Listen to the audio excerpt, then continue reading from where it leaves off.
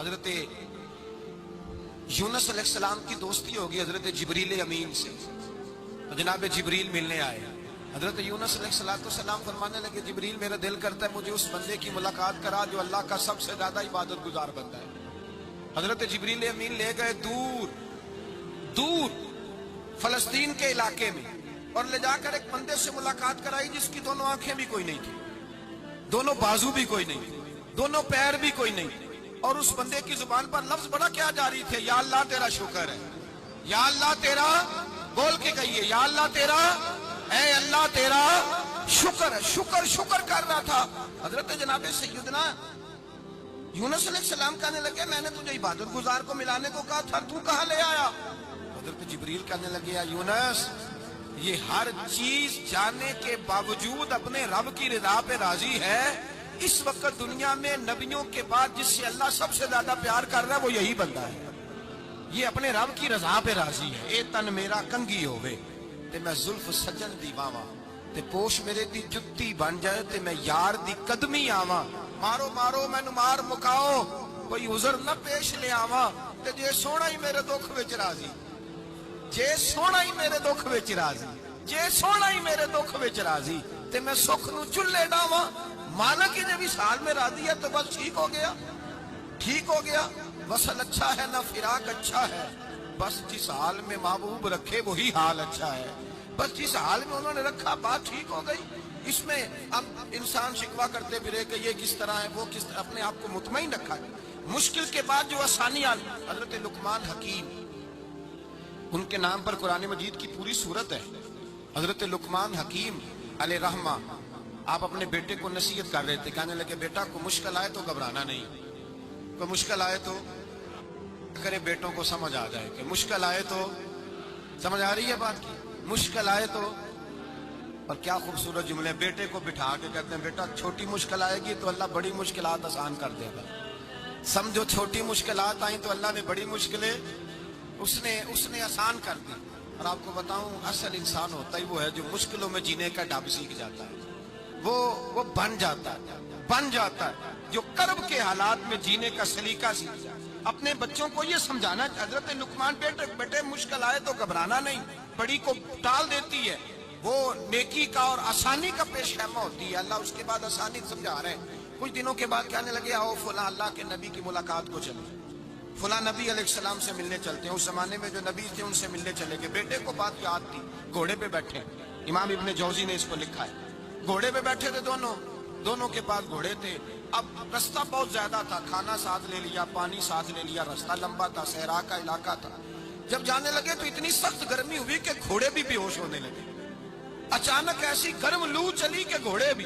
اب دونوں باپ بیٹا جو تھے وہ بڑی جوش میں تھے کہ جانا ہی جانا ہے، گھوڑے سے اتر کر کے پیدل چلنے لگے۔ اب پیدل چلتے چلتے ذرا آگے گئے تو گرمی میں جتنا بندہ پیدل چلتا ہے اتنا پیاس بھی زیادہ لگتی ہے، تو پانی پیتے رہے، کھانا کھاتے رہے، کھانا پانی بھی ختم ہو گیا۔ تھوڑا آگے چلے نا، اس کے اندر تکلیف بڑی کہ حضرت جناب لقمان کے بیٹے کے پیر کے اندر ایک ہڈی پیوست ہو گئی، اتنی بڑی ہڈی تھی وہ اندر ہی چلی گئی، پیر خون کے فوارے گرنے لگے، بیٹا بے ہوش ہو گیا۔ حضرت لقمان اس کے سرانے بیٹھے تو بیٹا تھا نا، آنکھوں میں آنسو آ گئے۔ بیٹے نے آنکھ کھولی تو کہنے لگا ابا جی آپ تو صبر کرنے والے ہیں، آپ رو رہے ہیں۔ فرمایا بیٹے میں کیا کروں، میرے سینے میں جو دل ہے وہ ایک باپ کا دل ہے، تو باپ جو ہوا تیرا، تیری دکھ پر رونا آیا، بڑی مشکل سے دانت کے ساتھ ہڈی نکالی، ہڈی نکلی تو خون بھی چلا۔ صاحب زیادہ کہنے لگا حضور آپ نے تو کہا تھا ہر مشکل کے بعد آسانی ہوتی ہے، اور چھوٹی مشکل دیکھ کے اللہ بڑی سے بچا لیتا ہے، تو ہم تو اچھے کام چلے تھے، مشکل پہ مشکل، مشکل پہ مشکل، یہ کیا ہے؟ حضرت لقمان کہنے لگے بیٹا نہ تو رب کی حکمتوں کو جانتا ہے نہ پوری طرح میں جانتا ہوں، لیکن جو میں نے کہا تھا وہ بات سچی ہے، فَإِنَّ مَعَ الْعُسْرِ يُسْرًا إِنَّ مَعَ الْعُسْرِ يُسْرًا، اللہ ہر مشکل کے بعد آسانی عطا فرمائے گا، اور فرمایا میرا ایمان ہے کہ ضرور عطا فرمائے گا۔ یہ بات کہہ رہے تھے کہ سامنے سے دھواں اٹھا، اتنا سخت دھواں اٹھا کہ آپ نے سوچا شاید وہاں بادیا وہاں جاتے، وہاں چلنے لگے تو پیچھے سے کسی نے آواز دی ٹھہر جاؤ، رکو، وہیں رک گئے۔ تھوڑی دیر گزری تو کہا رک جاؤ، جب رکے تو ایک بولنے والا بولا، کہنے لگا تمہارے لیے تھوڑی دیر کے بعد جانوروں کا بندوبست کر دیا جائے گا، کھانے کا بھی بندوبست ہو جائے گا۔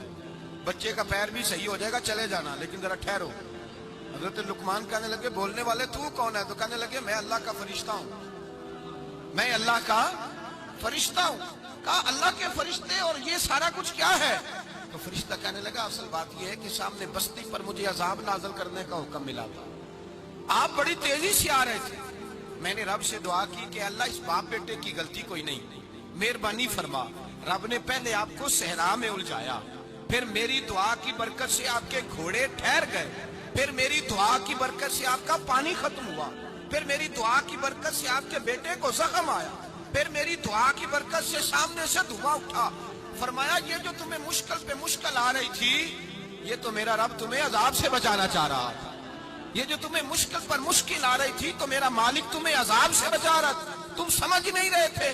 حضرت لقمان نے بیٹے کی طرف دیکھا تو بیٹے کہنے لگے ابا جی بات بالکل سچی ہے, افضل الذکر لا الہ الا لا الہ الا, اور پھر پڑھنے لگے حسبنا اللہ و نعم الوکیل نعم المولا و نعم النصیر. یہ ورد ہونے لگے. بھائی جب تجھے مشکل آتی ہے, آزمائش آتی ہے, تو اس وقت سمجھتا ہے پتہ نہیں میرے ساتھ کیا بننے لگا ہے. اللہ تبارک و تعالیٰ چھوٹی مشکل دے کے تجھے بڑی سے محفوظ رکھتا ہے, چھوٹی بیماری دے کے تجھے بڑی سے محفوظ رکھتا ہے. بلکہ میں ایک دفعہ ایک تکلیف میں, ایک آزمائش میں مبتلا ہو گیا, تو میں نے اپنے حضرت سے کہا کہ حضور سارے دکھ کٹھے ہی آ گئے, کیا کیا جائے؟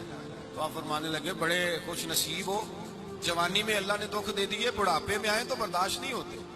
یہ تو بڑے وقت پہ آ گئے, شکر ادا کرنا چاہیے. اس زمانے میں برداشت نہیں ہوتے, اب آسانی ہے, ان کو برداشت کرو, ہمت کرو. میرے بھائی یاد رکھیں, آزمائشیں تکلیفیں آپ کو بڑا کرنے کے لیے آتی ہیں. ہم آزمائش کو برا جانتے ہیں, دکھ کو برا جانتے ہیں. دکھ تو بڑے پیارے ہوتے ہیں, یہ رونے کا سلیقہ سکھاتے ہیں, یہ اللہ کو منانے کا طریقہ سکھاتے ہیں, یہ مسجد میں جانے کا. وہ جو سکھی بندہ ہے نا, سکھی, مجھے ایک صاحب کہنے لگے دو قسم کے لوگ مدینے سے آتے, مدینہ شریف پوچھنے لگے, کہنے لگے حضرت جی دو قسم کے بندے ہیں, کچھ واپس جاتے ہوئے تڑپ رہے ہیں, کچھ تصویریں کھینچ رہے ہیں رخصتی کے وقت, فرق کیا ہے؟ تو میں نے کہا وہ جو تصویریں کھینچ رہا ہے وہ امیر آدمی ہے, اسے پتا ہے کہ میں پھر ٹکٹ لے لوں گا, مہینے کے بعد پھر آ جاؤں گا. اور یہ مدینہ چھوڑتے ہوئے تڑپ رہا ہے, یہ کوئی غریب ہے, یہ کہہ رہا ہے پتہ نہیں دوبارہ موقع ملے کہ نہ ملے. یہ دکھی ہے, یہ آزمائش میں. دکھی سکھی بندہ تو مکے جا کے نہیں روتا, وہاں بھی کھڑا ہے ڈٹ کے کھڑا. دکھی کوئی نہیں تو روئے کیسے, روئے کیسے؟ دکھی دی گل دکھی آئی جانے, دکھی دی گل. کیا خوبصورت لفظ ہے میاں صاحب کی, اور لفظوں میں حسن دیکھے کہنے لگے دکھی دی گل دکھی آئی جانے تے سکھی نو کی خبراں, تے یار جنہاں دے موت نے مارے روندے نہیں تک تک قبراں. یہ مشکل مرحلہ ہوتا ہے, جب انسان تکلیف میں ہوتا ہے پھر اسے احساس ہوتا ہے, اور تکلیف والے کو ہی تکلیف والے کی تکلیف کا احساس ہوتا ہے. جب آپ کو اللہ مشکل دیتا ہے تو سمجھ لیں رب آسانی دینا چاہ رہا ہے, جب تیز دھوپ آتی ہے تو سمجھ لیں اللہ گرم ہوا گزار کے ٹھنڈی بارش برسانا چاہ رہا ہے. اور جب چاروں طرف سے گھٹن ہو, پنجابی میں کہتے ہیں گما لگ جائے, تو پھر سارے بول کے کہتے ہیں اب جو طوفان آئے گا وہ سخت ہی آئے گا. اس لیے کہ گھٹن جتنی زیادہ ہوتی ہے پھر فضل بھی اتنا. حضرت نوح علیہ السلام کی قوم کو حضرت نوح علیہ السلام نے 1500 سال سمجھایا ہے. 15, کچھ لوگوں نے 950 سال لکھا ہے نا, اعلیٰ حضرت نے لکھا ہے 1500 سال عمر ہوئی حضرت نوح علیہ السلام. اللہ تعالیٰ بندے کو جلدی سزا نہیں دیتا, بلکہ قرآن مجید میں ایک جگہ رب کریم اس طرح بھی فرماتا ہے کہ جب بندے مجھے بھول جاتے ہیں تو میں ان کے لیے نعمتوں کے دروازے کھول دیتا ہوں. بندہ سمجھتا ہے کہ میں کچھ تو ہے نا کہ میرے اندر کہ میں جدھر جاتا ہوں خیر ہی خیر ہو جاتی ہے. وہ سمجھتا ہے کہ میری عقل ہے, حالانکہ اللہ اسے ڈھیل دیتا ہے. اللہ اسے ڈھیل دیتا ہے. گناہوں کی سزا کے 3 طریقے ہیں. ایک ہے متنبع کرنا, تنبیہ کرتا ہے اللہ, بندہ متنبع ہو جاتا ہے, یہ اللہ کا بہت بڑا احسان ہوتا ہے. ایک ہوتا ہے مہلت دینا, اور ایک تیسرا ہوتا ہے اللہ خفیہ تدبیر کرتا ہے. تھوڑا سا سمجھیے گا, انسان پر کوئی آزمائش آئی, فوراً اس کی چھٹی اس نے کہا کہ وہ فلان جگہ غلطی کی تھی تب ایسا ہوا ہے. ہوتا ہے نا کئی دفعہ آواز آتی ہے نا اندر سے, چلیں بول دیں کچھ نہیں ہوتا آپ کو. اللہ جانتا ہے یہاں کوئی کچھ نہیں کہے گا آپ کو, اور ہماری تو ویڈیو بھی نہیں گھومتی, یعنی خبر بھی نہیں ہو کہ کس نے ہاں کر دی کس نے نہ کر دی. آپ بغیر ٹینشن کے بات چیت کریں, آج کچھ نہیں ہوتا انشاءاللہ تعالی. آتی ہے اندر سے آواز, میں آپ سے اس لیے ان چیزوں کی تصدیق کراتا ہوں کہ باقیوں کو بھی آتی ہے کہ نہیں، اس لیے تصدیق. کبھی کوئی کسی جگہ انسان پریشان ہوتا ہے تو محسوس کرتا ہے کہ وہاں مجھ سے ہوتا ہے نا جی. جس کو یہ نصیب ہو جائے بڑا خوش نصیب آدمی ہے. حضرت مولا علی فرماتے ہیں اگر تجھے دنیا میں سزا مل گئی تو بچ گیا ہے سمجھ، پھر اللہ کرم کرے گا، آخرت میں سزا نہیں دے گا.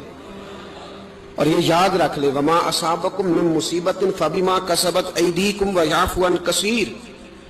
اللہ فرماتا ہے دنیا میں تجھے جو بھی تکلیف پہنچتی ہے وہ تیرے ہاتھوں کے کرتوتوں کی وجہ سے پہنچتی. ویعفو عن کثیر، فرمایا کثیر گناہ تو میں ویسے ہی معاف کر دیتا ہوں. یہ جو تیری زندگی میں دکھ ہے نا یہ بھی میری قلیل سزائیں ہیں. یہ کثیر پر سزا، یہ قلیل ہے قلیل. یہ جو تمہاری زندگی میں تکلیفیں انسان کو سزا ملتی. حضرت فضیل بن عیاض رحمۃ اللہ تعالی علیہ گھوڑے پہ بیٹھے تھے، گھوڑا شرارت کرنے لگ گیا،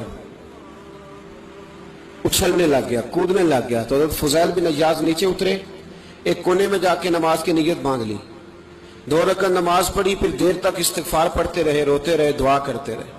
واپس آئے،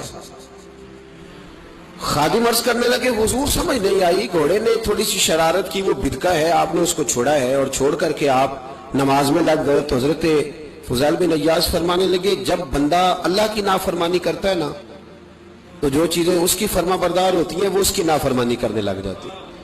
تو مجھے محسوس ہوا تھا کہ میں نے کہیں اللہ کی نافرمانی کی ہے، اس لیے ایسا ہوا ہے کہ میرے گھوڑے نے میری، تو میں توبہ کرنے لگا ہوں. اور اب دیکھتا ہوں بیٹھ کے بھلا کیا ہوتا ہے. میں نے سچی توبہ، حالانکہ مجھے یاد نہیں کہ میں کہاں بولا، پر کھری اور سچی توبہ کی. دوبارہ گھوڑے پہ بیٹھے تو گھوڑا بالکل صحیح ہو کے ساتھ چلنے لگ گیا.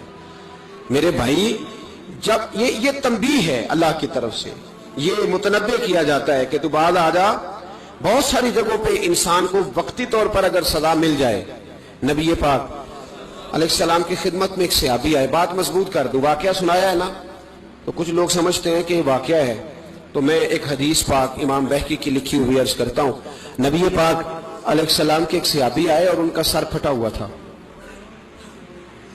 خون بہ رہا تھا. سرکار نے فرمایا کیا ہوا؟ عرض کی حضور ایک عورت جا رہی تھی، میری نظر پڑی، ابھی نظر پڑی ہے کہ میرے آگے ستون آ گیا تو میرے سر پہ لگ گیا. نبی پاک صلی اللہ علیہ وسلم نے فرمایا تیرے لیے خوشخبری ہے، اگر دنیا میں تیری غلطی کی تجھے سزا ملی ہے تو پھر رب تجھے قیامت میں سزا نہیں دے گا. پھر اللہ قیامت میں سزا، بعض گناہ ایسے ہیں جن کی یہاں بھی سزا ملے گی اور وہاں بھی ملے، لیکن میرے بھائی پہلی بات یہ ہے کہ اللہ تعالیٰ اس غلطی کی یہی سزا دے لے اور دعا فرمائے اللہ تبارک و تعالیٰ یہاں بھی معافی عطا فرمائے، وہاں بھی معافی عطا فرمائے، اللہ درگزر ہی فرمائے.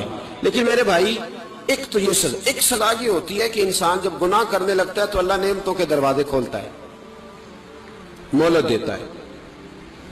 500 سال تک فرعون کو مہلت دی. کتنے؟ یہاں جو 5 سال حکومت کر لیتا ہے وہ کہتا ہے سب سے قابل میں ہی ہوں، مجھے مہلت ملی ہوئی ہے. 500 سال مہلت دی اللہ تعالیٰ نے. اور فرعون کی قوم پر پتہ عذاب کس طرح کے آئے تھے؟ ٹڈیاں مسلط کر دی اللہ نے. یہ گھومتی نہیں چھوٹی سی، ہم اپنی زبان میں اس کو کچھ لوگ مختلف ناموں سے یاد کرتے ہیں، کوئی مکڑی کہتا ہے، کوئی کچھ کہتا ہے. مسلط کر دی، جاتی نہیں. ان پر بنی اسرائیل کے ان مقابل جو فرعون کی قوم تھی ان پر الزام اس طرح کا عذاب آیا کہ مینڈک مسلط کر دی اللہ تعالیٰ. برتن کھولتے تھے اندر مینڈک نکلتا تھا، دنیا کی ہر دوائی استعمال کرتے تھے لیکن مینڈک نکل آتا تھا. تھوڑا سا سمجھا کریں چیزوں کو. ہمارے رنگ نہیں زیادہ گورے کہ ہم پر عذاب نہیں آتا. کوئی بہت زیادہ اللہ تعالیٰ معاف فرمائے دولت نہیں جمع کرا بیٹھے شاہی خزانے میں کہ ہم سے پوچھا نہیں جائے گا. یہ مہلت ہے، مہلت کو مہلت سمجھو. پھر جب پکڑ آتی ہے نا اللہ کریم کی، میں نے دیکھا ہے کروڑوں روپیہ، 6 اولادیں. ایک شخص کے بچے باہر سے آ رہے تھے، وہ بندہ بیمار تھا، مجھے کہنے لگا حضرت جی دعا کریں میں ان کے آنے سے پہلے مر جاؤں ورنہ آ کے مجھے مار دیں گے. دعا کریں. اتنی بے سکونی، کروڑوں روپیہ پڑا ہے تو یہ عذاب نہیں؟ کوئی ضروری ہے کہ پتھر ہی برسیں گے تو سمجھ آئے گی؟ یہ جو سگا بیٹا بوڑھے باپ کے قریب سے گزر جاتا ہے، سلام نہیں لیتا تو اس کو عذاب نہیں سمجھتے؟ یہ جو امت کی بیٹیاں، امت کی بچیاں، ہماری بچیاں ایک سال کے اندر 75 76 76 ہزار بچی ایک ایک ڈویژن سے بھاگ کے شادی کر رہی ہے اور ایک ایک صوبے سے، تو اس کو آپ اللہ کا عذاب نہیں سمجھتے؟